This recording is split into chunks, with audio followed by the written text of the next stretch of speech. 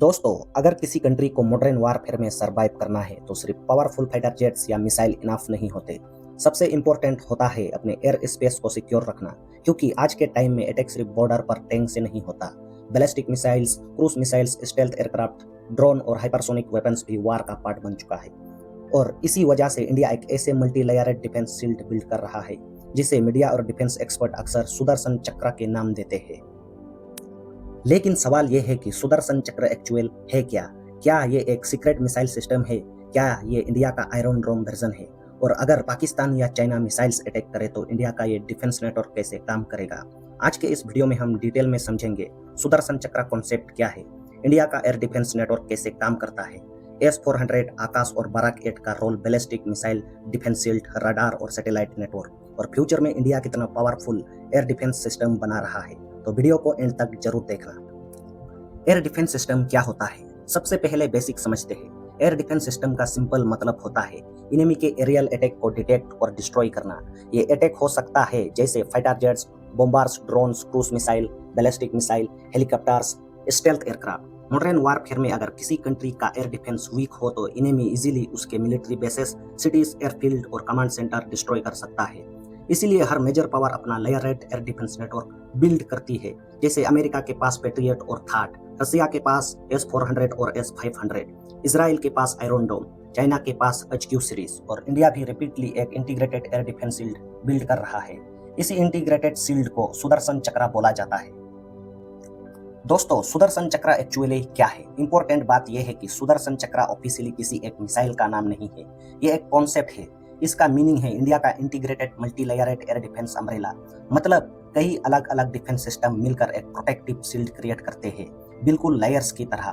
अगर enemy missile India की तरफ आती है तो पहले लॉन्ग रेंज रडार्स उसको डिटेक्ट करेंगे, फिर कमांड सेंटर थ्रेट एनालाइज करेंगे, फिर अप्रोप्रिएट इंटरसेप्टर मिसाइल लॉन्च होगी, डिफरेंट रेंजेस पर अलग सिस्टम अटैक को इंटरसेप्ट करेंगे। यह पूरा प्रोसेस सेकंड में होता है। इंडिया का ऑब्जेक्टिव है कि इनेमी मिसाइल टारगेट तक पहुंचने से पहले ही डिस्ट्रॉय हो जाए। दोस्तों, मल्टी लेयरेड डिफेंस का कॉन्सेप्ट क्या है? इंडिया का air defence system multiple layers में काम करता है। First layer long range detection, सबसे पहले इनेमी टारगेट को डिटेक्ट करना होता है। इसी के लिए इंडिया यूज करता है ग्राउंड रडार्स, माउंटेन रडार्स, अवाक्स एयरक्राफ्ट और satellites, air defence control centres. अगर इनेमी एयरक्राफ्ट या मिसाइल 100 किलोमीटर दूर भी हो तो रडार उसकी मूवमेंट ट्रैक कर सकता है। इंडिया के पास इजरायली और इंडिजिनियस एडवांस रडार भी है। Second layer long range interception, यहाँ पर आता है इंडिया का फेमस सिस्टम S-400 ट्राइम। ये इंडिया के most powerful air defence system में से एक है। S-400 की कैपेबिलिटीज 400 किलोमीटर तक टारगेट इंगेज करना, फाइटर जेट डिस्ट्रॉय कर सकता है, क्रूज मिसाइल इंटरसेप्ट कर सकता है, बैलिस्टिक मिसाइल ट्रैक कर सकता है, मल्टीपल टारगेट एक साथ इंगेज कर सकता है। S-400 का radar simultaneously dozen of target track करता है। यह सिस्टम अलग अलग रेंज की मिसाइल्स यूज करता है, मतलब क्लोज रेंज और लॉन्ग रेंज दोनों डिफेंस पॉसिबल है। अगर इनेमी एयरक्राफ्ट बॉर्डर क्रॉस करने की कोशिश करे तो S-400 उसको काफी पहले डिटेक्ट कर सकता है। दोस्तों, आकाश मिसाइल सिस्टम, लॉन्ग रेंज के बाद मीडियम रेंज डिफेंस आता है। यहाँ इंडिया का indigenous system important role play करता है। आकाश मिसाइल सिस्टम ये DRDO developed surface to air missile system है। आकाश का पर्पस फाइटर एयरक्राफ्ट डिस्ट्रॉय करना, ड्रोन इंटरसेप्ट करना, हेलीकॉप्टर्स टारगेट करना, क्रूज मिसाइल को एंगेज करना। आकाश सिस्टम की खास बातें: mobile launcher, fast reaction time, multi target engagement. Indigenous technology, India का कंटिन्यूसली आकाश को अपग्रेड कर रहा है। आकाश NG यानी नेक्स्ट जनरेशन वर्जन भी डेवलप हो रहा है, जो और भी एडवांस रडार और लॉन्गर रेंज कैपेबिलिटीज के साथ आएगा। दोस्तों, बाराक 8 सिस्टम, इंडिया और इजराइल ने मिलकर एक एडवांस मिसाइल सिस्टम डेवलप किया है, बाराक 8। यह सिस्टम स्पेशली नवल और लैंड डिफेंस के लिए इंपॉर्टेंट है। बाराक 8 क्या कर सकता है? Sea skimming, cruise missile destroy, aircraft intercept, anti ship missile defence, drone interception. India navy के डिस्ट्रॉयर और वारशिप पर बाराक 8 डिप्लॉय किया गया है। अगर इनेमी मिसाइल सी के ऊपर लो एल्टीट्यूड पर फ्लाई करे तो बाराक 8 उसको इंटरसेप्ट कर सकता है। ये इंडिया के नवल एयर डिफेंस का क्रिटिकल पार्ट है। बैलिस्टिक मिसाइल डिफेंस शील्ड, अब आते हैं सबसे डेंजरियस थ्रेट पर, ballistic missiles. Ballistic missiles extremely fast होती है और हाई एल्टीट्यूड से अटैक करती है। इनको इंटरसेप्ट करना बहुत डिफिकल्ट होता है। इंडिया ने इसी के लिए ballistic missile defence programme develop किया है।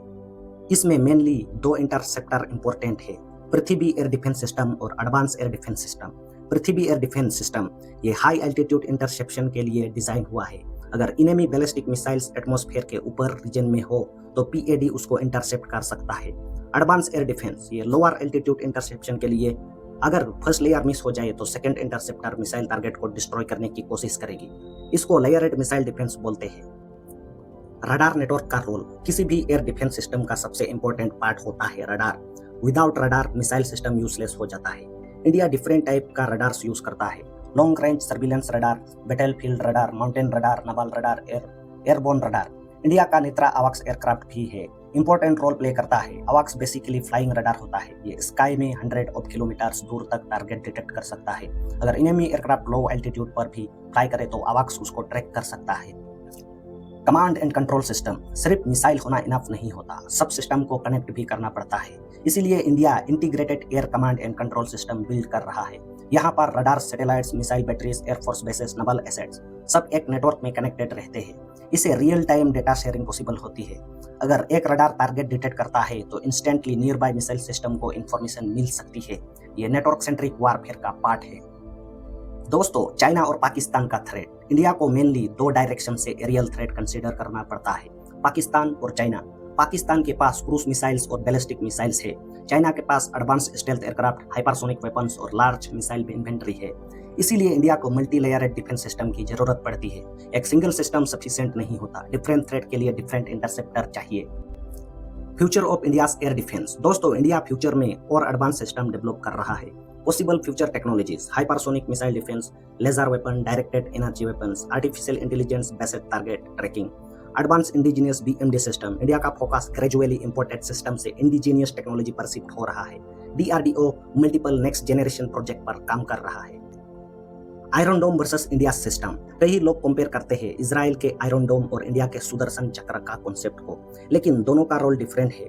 आयरन डोम मेनली शॉर्ट रेंज रॉकेट और आर्टिलरी सेल इंटरसेप्ट करता है, जबकि इंडिया का network long range defence, medium range defence, ballistic missile defence, Naval air defence, multi layer integration सब कंबाइन करता है। मतलब इंडिया का focus larger scale strategic defence पर है। तो दोस्तों, ओवरऑल देखा जाए सुदर्शन चक्र कोई सिंगल मिसाइल सिस्टम नहीं है। ये इंडिया का evolving integrated air defence network है, जिसमें S-400 Akash, Barak 8 ballistic missile defence system, radars, अवाक्स, सैटेलाइट सर्विलेंस सब मिलकर एक प्रोटेक्टिव शील्ड क्रिएट करता है। मॉडर्न वारफेयर में एयर सुपियोरिटी और मिसाइल डिफेंस एक्सट्रीमली इंपॉर्टेंट बन चुका है और इंडिया कंटिन्यूसली अपने एयर डिफेंस नेटवर्क को स्ट्रॉन्गर और मोर एडवांस बना रहा है। आने वाले ईयर्स में एआई, हाइपरसोनिक डिफेंस और इंडिजिनियस मिसाइल सिस्टम के साथ इंडिया का डिफेंस शील्ड और पावरफुल हो सकता है। अगर आपको ये डिटेल्ड एक्सप्लेनेशन पसंद आई हो तो वीडियो को लाइक करो, चैनल को सब्सक्राइब करो और कमेंट में बताओ कि नेक्स्ट किस मिलिट्री टॉपिक पर डिटेल्ड वीडियो चाहिए। Thanks for watching. जय हिंद, जय भारत।